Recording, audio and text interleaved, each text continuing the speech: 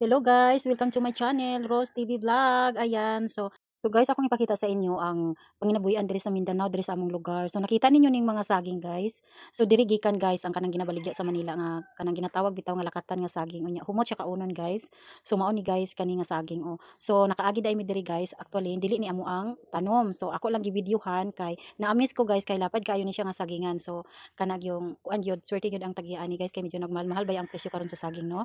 So lapad kay ni siya nga sagingan guys. So dati kani siya nga area ay gumahan ni siya unya giputon na ang guma unya gitamnan nila og saging na binangay ang tawag diri sa amoa. So pagdating sa Maynila lakatan ang tawag.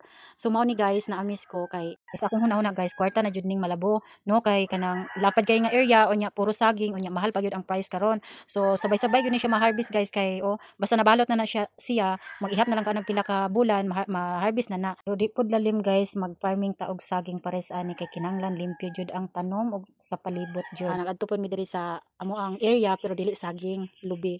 So mo ni kung ako sang videohan akong giingan akong anak, akong videohan ni kay lapad kaayo nya pare-parehas jud nya ginabalot pa jud na siya guys kay ang purpose ana nga ginabalot guys kay para kana bitawng dili siya maulodon bitaw kana bitawng safe siya sa mga insekto nga para hamis ang iyang panit sa saging para pag kanang ma-harvest na kuan kayo limpyo iyang panit at kanang kuan pod lahi pod ang kana bitawng limpyo kayo ang panit hamis kay lahi pod ang iyang price kaysa kanang mga medyo di man gyud maiwasan usahay gyud na makalusot man gyud ng mga insekto no.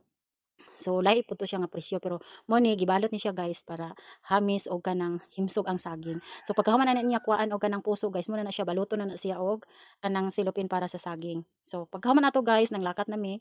So padulong dai mi sa grocery kay nag-grocery pod ko guys kay para sa akong gamay nga tindahan. Nag-agi lang mi didto akong i-video-videohan para pud akong i-share sa inyo no, akong i-post diri sa ako ang channel no. So basi gusto ninyo ako ang for today's content no, pakipindot na lang ato ang button bell dira no para updated pud mo sa ako ang sunod na video na i-upload. So mao ni guys diri na day ko karon sa akong balay. So syempre kay kita pagka man nato manindahan ato man gyapong obligasyon magbutang og mga price no para kung dili ako ang makabantay sa akong gaming tindahan na price pero actually wala gid na ako ni nabutangan tanan kay ang akong pintil pindi na moagi. So ang uban na kuan naman na sunado naman sa akong anak og pila ang presyo. So ang uban di og katong isa na akong anak kay bisag kay balo na makalimot man. So mo ta nagyapon. So mo ni padayon ta diri sa atong obligasyon sa atong gamay nga panginabuhi ano kay mao man gini ang reality atong atong grocery ato pong obligasyon nga kita po'y mang display no. So maningkamot jud ta guys kay kinahanglan gyud sa atong kinabuhi nga maningkamot adlaw-adlaw guys no. So mao ni guys ang amo diri nga panginabuhian guys ang pangunahing panginabuhian jud diri is rubber tree unya ug kanang bitawng putlo na ang rubber tree kay kanang inig kadugayan ang rubber tree kay kanang murag dili na bitaw siya motubod. So ang ginabuhat diri kung guba na jud ang guma dili na kayo motubod. So ilan na ng putlon guys pagka putol ana so ibaligya nila di ay na by loading ang uban mo on crates napoy mo palit ana guys.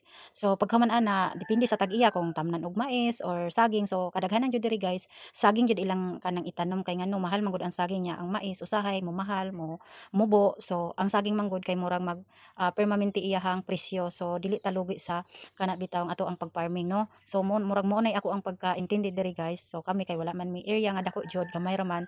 So mo na ang ginabuhat diri guys. Ang amo ang area guys kay ang tanom lubi og rubber. So guba na pud ang rubber so kinahanglan na pud namo na ipaputol. Okay guys, yun lang muna yung aking ma-share. Kung nagustuhan ninyo ang aking for today's content, pakipindot na lang yung ating button bell para updated kayo sa aking next video at pa-subscribe na lang. Salamat. Thank you for watching. Amping kanunay.